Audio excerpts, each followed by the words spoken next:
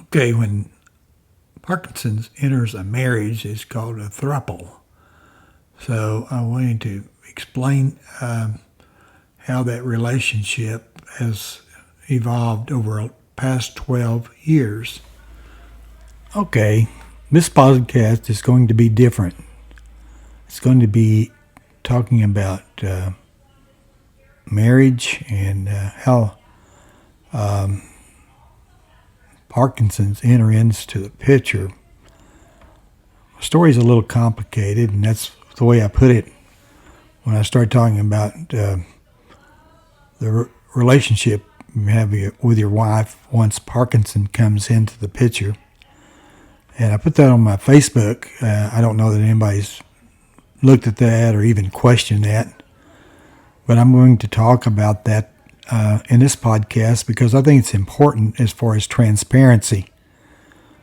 I've talked to people and I've made mention of the fact that you have issues with personality and a lot of other changes, and when you have lower body, probably 30% or so don't have the quakes or quivers, and maybe not the things that you see with Michael J. Fox and a lot of others that you see as far as YouTube.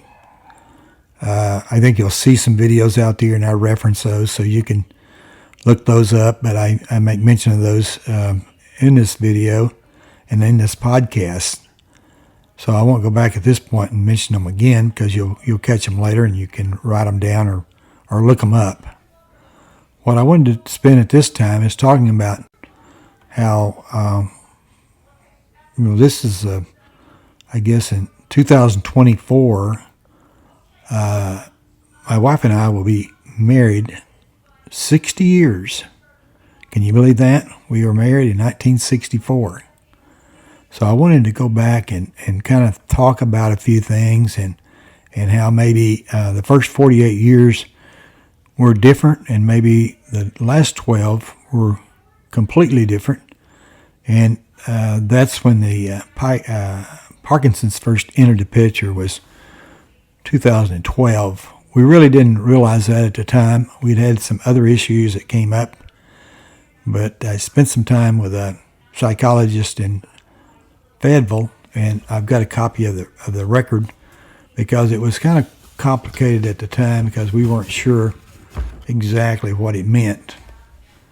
The reason it had come about as far as visiting this doctor was there'd been some issues and questions about our relationships. I had been spending about 7 years in Little Rock from 2005 to 2012.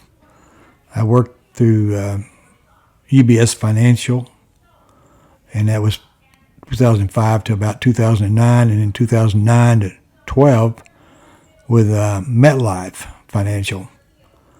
I had actually done quite well. I mean, I have letters and other things to indicate that I'd continued to grow rapidly, and of course 2008 entered the picture for a younger person in financial services, but I had branched out and done quite a few other things because of my cable TV background, and I'd been called upon by the investment banking people, and I'd made some trips out to Denver and other places to sit in on some investment banking meetings, so it was a little more in depth than just coming here, but I did have an apartment here during that period of time, and reality was that I passed the test, all the tests. You had to pass them first time to stay with UBS, and I did.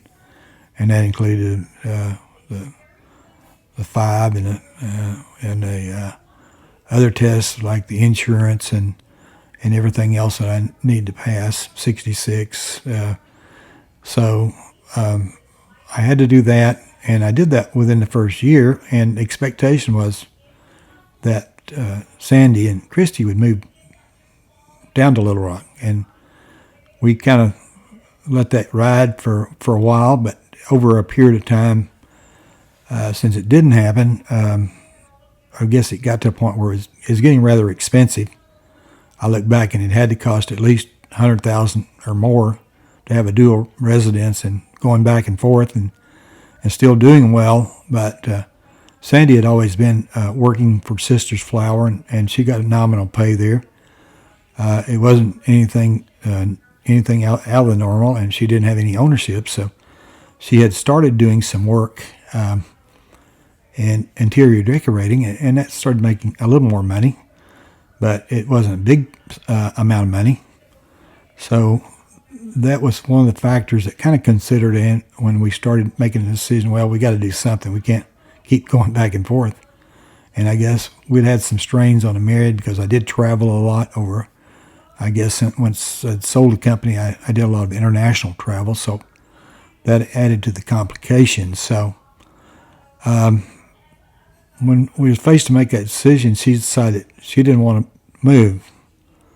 She had had a lot of friends there, and Christy had developed some relationships at the church, and she had no reason to make that move at that time, and that was in 2012. So the strains came about because I had some excessive credit cards, and that was because we were traveling and trying to maintain 2 different places. And she got the impression that it was something that I had created a post office box, was totally untrue. The same post office box I had when I started the company in 1973, and it was 1062. I can remember that. And that I had done something there that kind of she questioned, and I know that some other issues came out of that, and she said that she thought that I was being paranoid because I was saying something. Well, she must be, because she's doing a lot of decorating for men, and sometimes it's men with apartments, and sometimes men with hunting places. And I said, is there some kind of an attraction here? And she felt like that I was questioning her as far as what she had done. It wasn't that, but it got in the point of being a question of my personality, changes and strange behavior. And that's the only reason I'm talking about it in this situation is when I go back and look at this and the date on this and look at the evaluation, this was done. It was done over in, I don't know if you see it or not, but it's done over in Fayetteville, and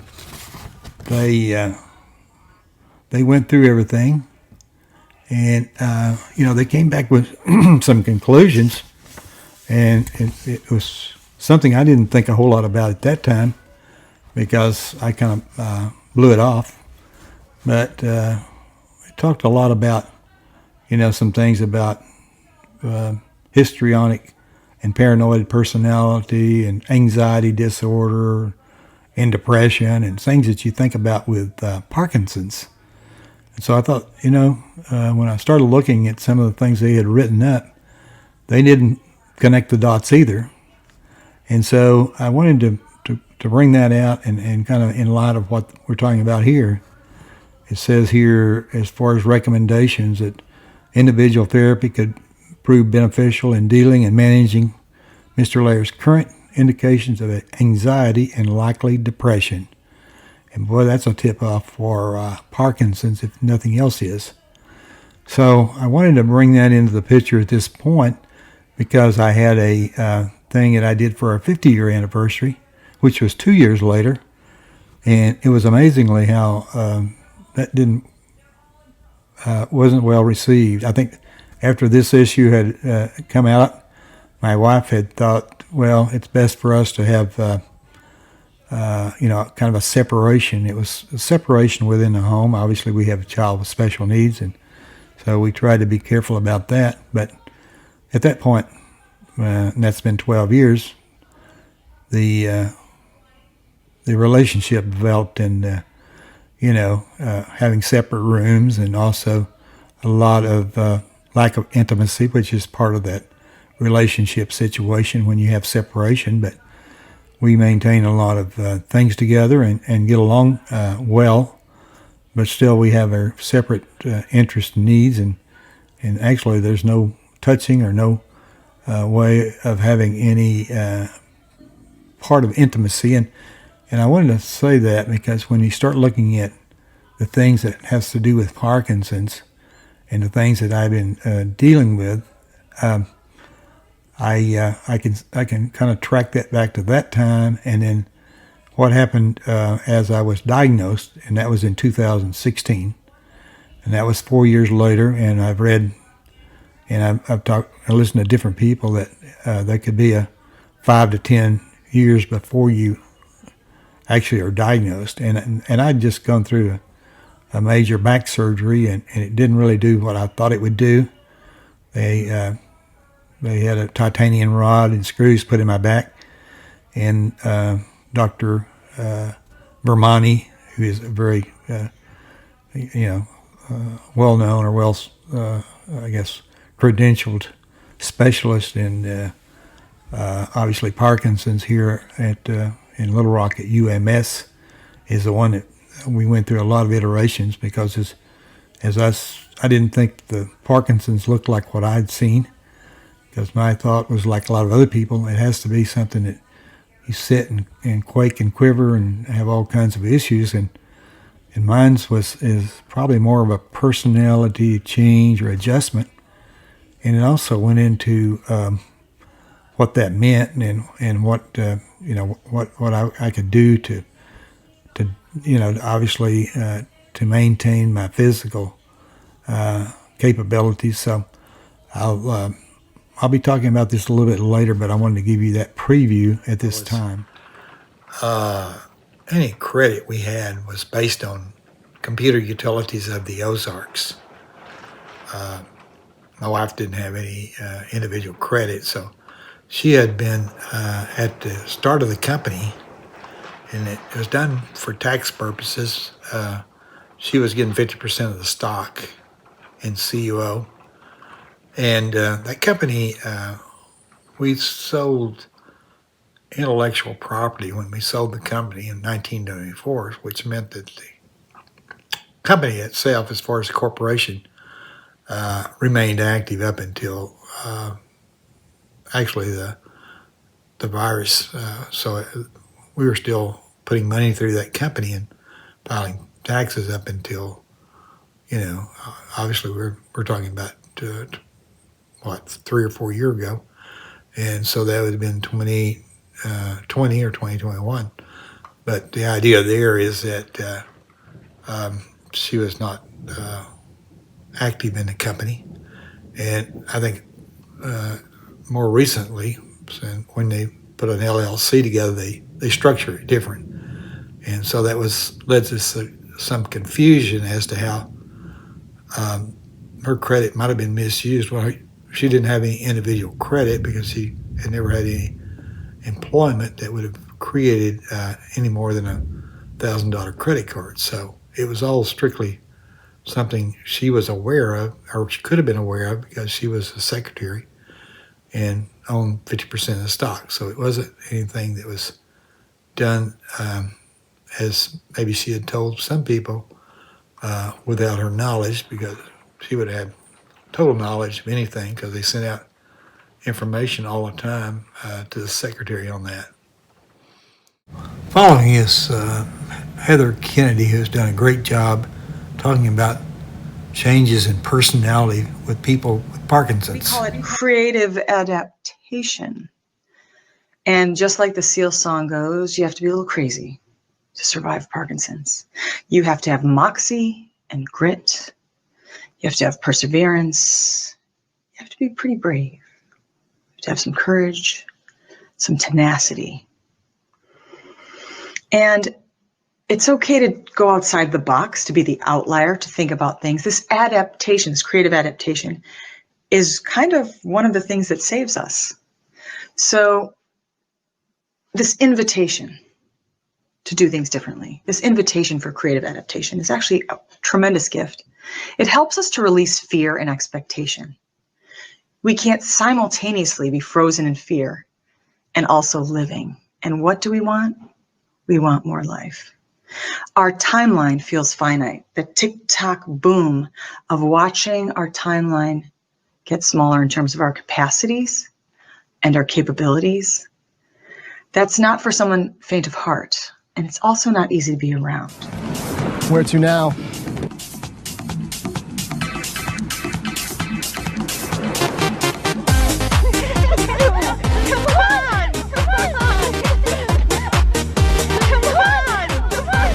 This could work.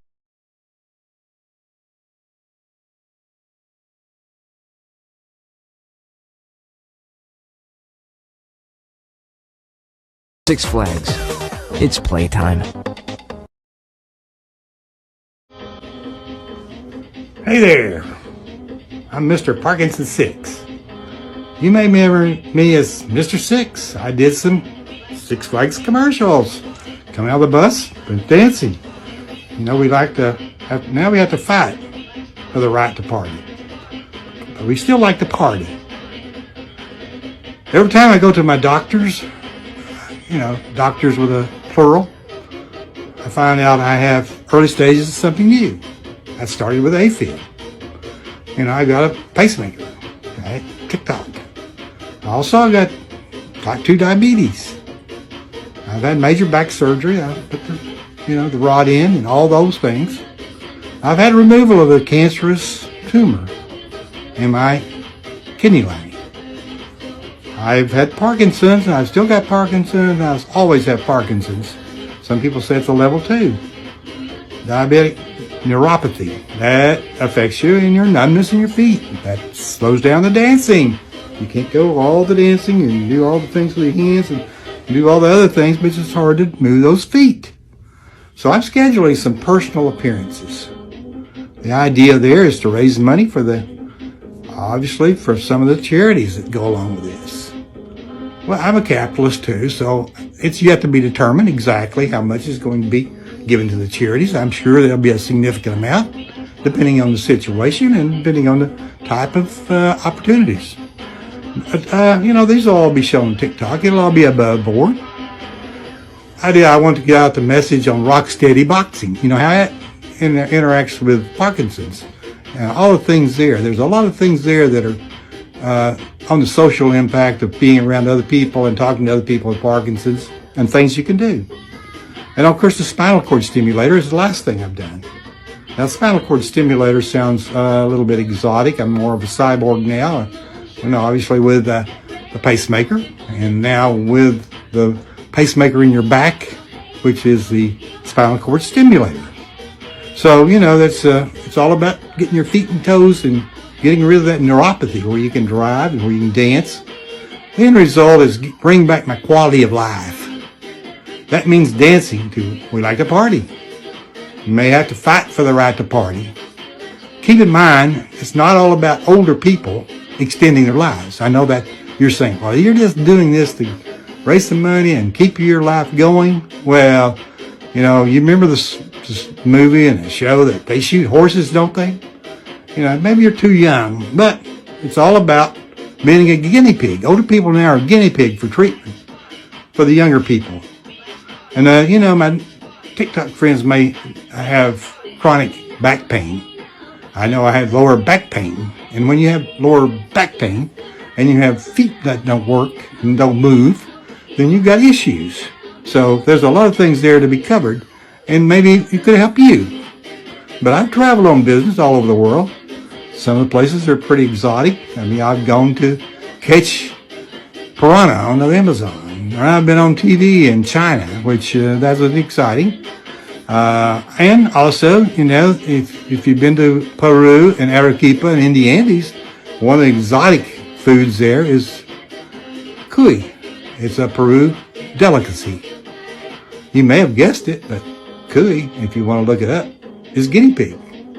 So maybe you eat guinea pig. It's not replace it. It may replace the shooting horses. I don't know. But that's the reason I have to be a capitalist. I have to be realistic on what I'm doing and what I can bring. Thanks. We'll be seeing you more down the road. All right. Guilty to histrionic personality disorder, obviously.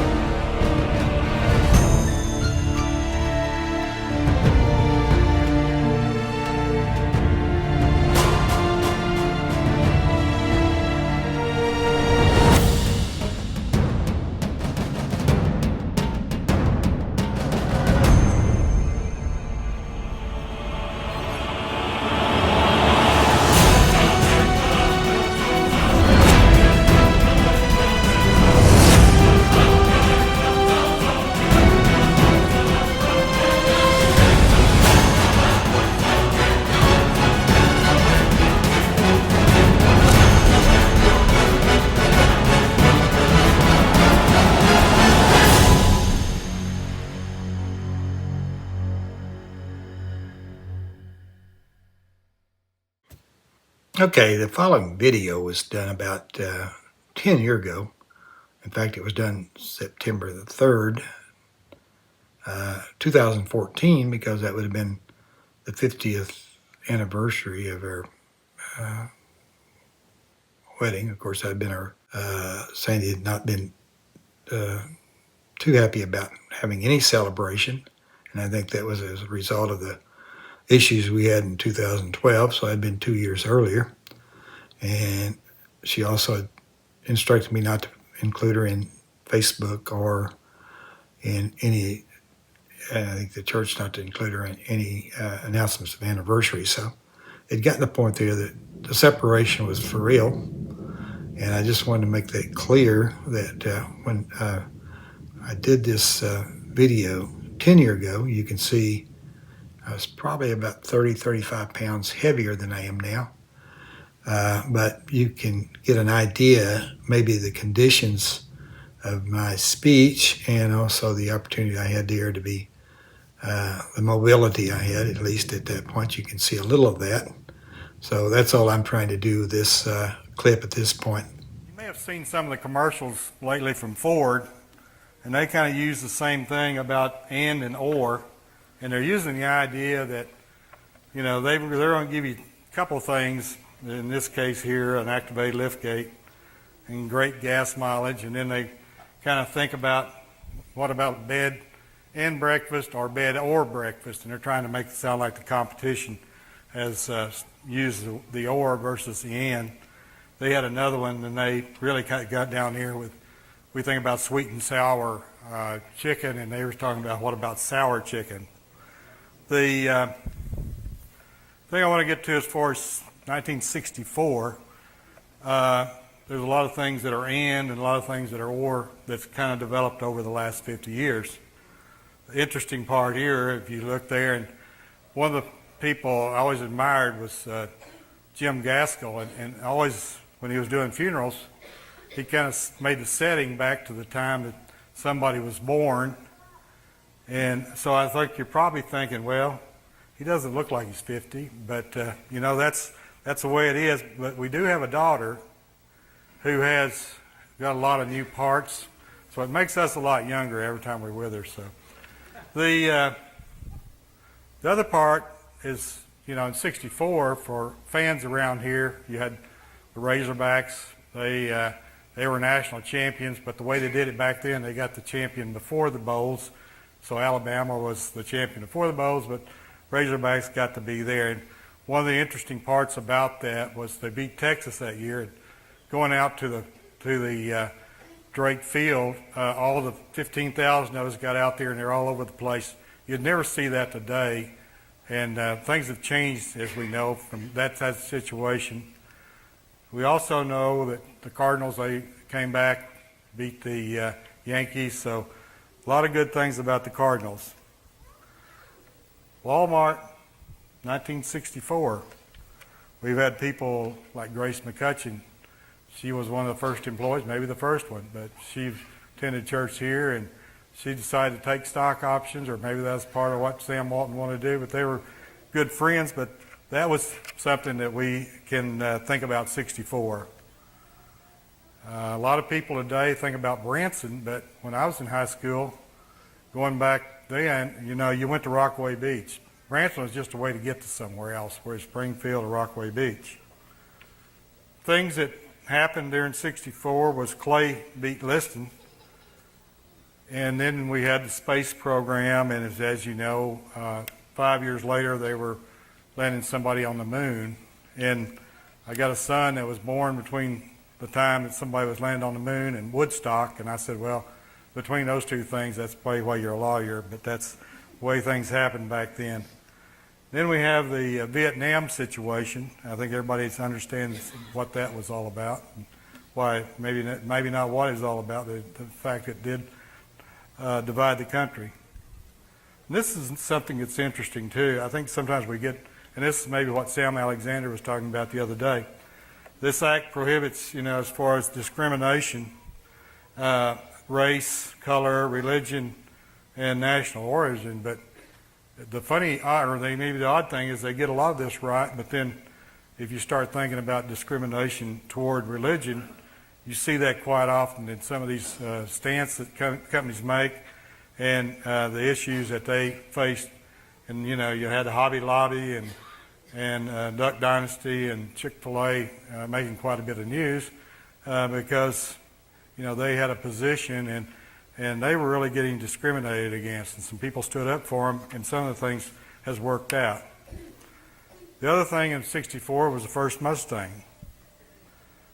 Then, you want to look that close, that's a cell phone. I mean, not a cell phone, but actually, it's a mobile phone, I guess, is we kind of developed later on.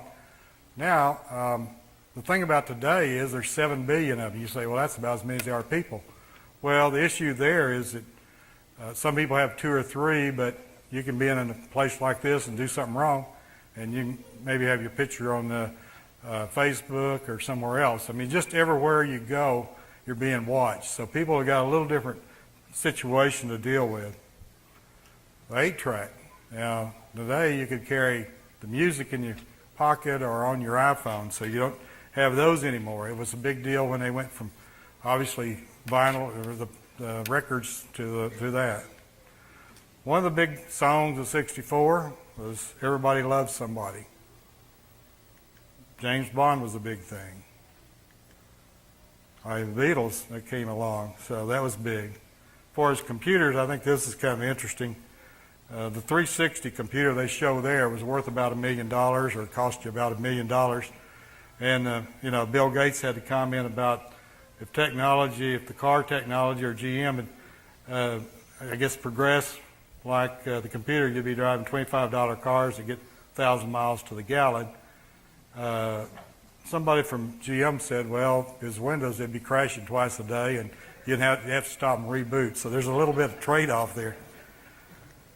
The internet had a different appearance to it. I mean, everybody was speculating on but when you had a mainframe computer and you had other ideas, but does anybody know what this is? All right, Bellefonte Church of Christ. Do you know what happened there 1964, September 3rd, which today is September 3rd? Thursday at 10 o'clock. Got married. So it's been 50 years, and I don't really know yet why we got married at 10 o'clock in the morning on Thursday, but it wasn't my choice to have it then, but, it got you to St. Louis in time to watch a ball game is what somebody said, but it wasn't it. Now, I got a message from Bob Noblet, a friend of ours that we went to church with when he was up in D.C., and he asked if Sandy was wearing her wedding dress, and I said I couldn't find any pictures, but I do have this one picture where she does still wear her dress. The thing we did when we were going up, we hit her car, and somebody put Limburger cheese on the motor. So if you really want to get after somebody, I think I can still smell it today. That's one of the things you do to people if they hide their car and they can't get into it. Sense of humor part, because Christy, about every time we go anywhere and I say something or we get lost or do something, she'll say, "You're so funny." And sometimes it's sarcasm, sometimes she just gets tickled, because we got up to Branson today and got lost and she was laughing about it and I was blaming her. But that's the other thing you kind of realize here in families, that the father and daughter have a different relationship a lot of times than the mother and the daughter. I mean, I hardly ever hear her say that and it's not anything, just a relationship there. And that's, sometimes you think of the mother maybe being more the disciplinarian, but that's just kind of the way it works. We're going to try this again see if her microphones work. You want to test it there? Say test 1, 2, 3. Test 1, 2, 3. All right. We're thinking about, we're going to go Thursday out to Phoenix, and I was thinking what you wanted to see while you were out there. I know that when we get to the airport, we're supposed to be picked up by Waymo, and then we're going to ride in it over to our Airbnb, and then we're going to check in there, and we probably have to get some food. What do you need for food, do you think? I don't know. It's just something here and there. I don't know. Just the basics? Yeah, just the basics. And you know that we're real close to the fashion mall, so we got access to a lot of Yeah, food courts. and like things. Starbucks and all that. Starbucks is there, and then you can go over just a little bit further to the old Scottsdale, and then we can go. We'll be seeing Sid and Sharon Shreve. You looking forward to seeing them? Yes, it's something different. Something different. All right. So it'll be hot, but you think you can manage that because we're going to be indoors a lot. Actually, I can manage it because I've got the right clothes. All right. What else do you want to do? The car, you think you can handle the self-driving car, and then we're going to go to see the Glenn Campbell Band at. And we're going to go to Old Town Scottsdale, and I don't know what else. You want to see the art there, and you want to see some of the other things. Yes. And we'll go see some other things in museums. We may see some big. We're going to get some influence from some people that live there. All right. So they'll tell us what to do. Yes. And then we'll try to do whatever they suggest, and then see how close we are to things. And then we know there's a church that's pretty close, and then we know that there's some other things that we can do, and we'll just kind of work them in as we feel like it. Does that sound okay to you? Yes, we feel like it, or me and Mom.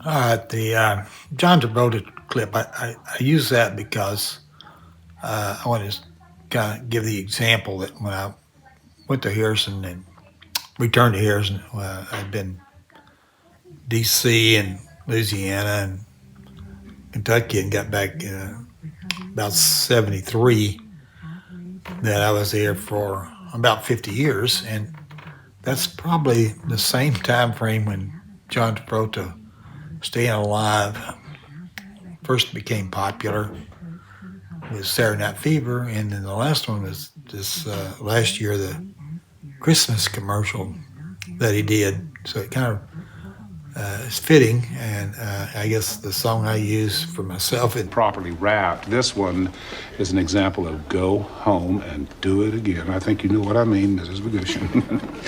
Brown paper and triple twist twine are the preferred media. Thank you. So give it 3 big rings to spread. There you go. Congratulations, Miss Lane. Thank you. We'll be seeing you for lab draws and whatnot, but thank you. the hard part's behind you. The hard part's behind me. You did good. Thank you all so much. Yeah.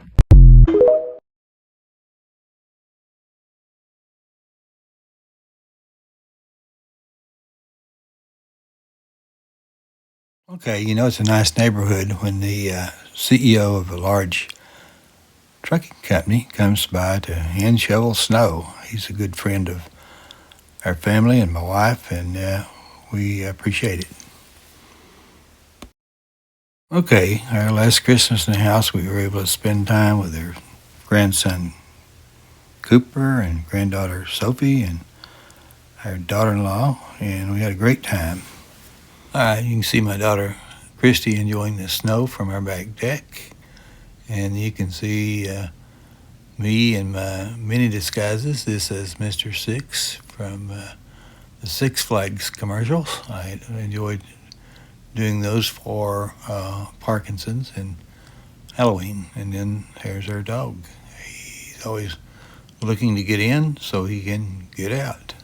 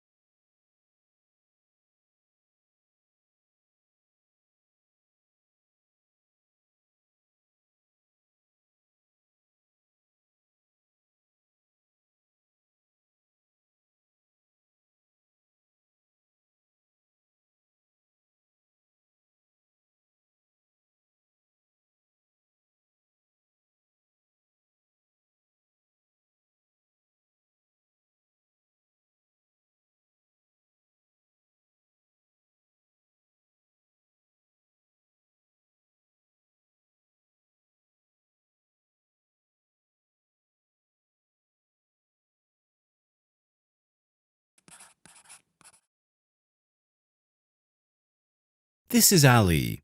He has Parkinson's disease. This is a problem in the brain.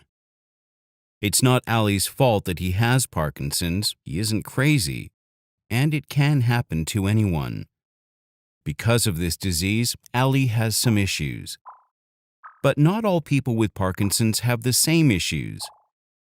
Some you can see from the outside, like difficulty writing, shaking hands, freezing and falling, and problems with showing emotions. But there are also some issues you can't see from the outside, like feeling sad, trouble sleeping and feeling tired, trouble with digestion, and needing more time to talk and respond. These issues often start small, but get worse over time, and unfortunately, the disease can't be cured. This makes daily life difficult for people with Parkinson's disease, but also for their family and friends. To support Ali, his friends and family can learn about the disease and be patient as he learns how to live with Parkinson's. And luckily, there is medication that helps with the issues, and there are many ways to cope with the disease.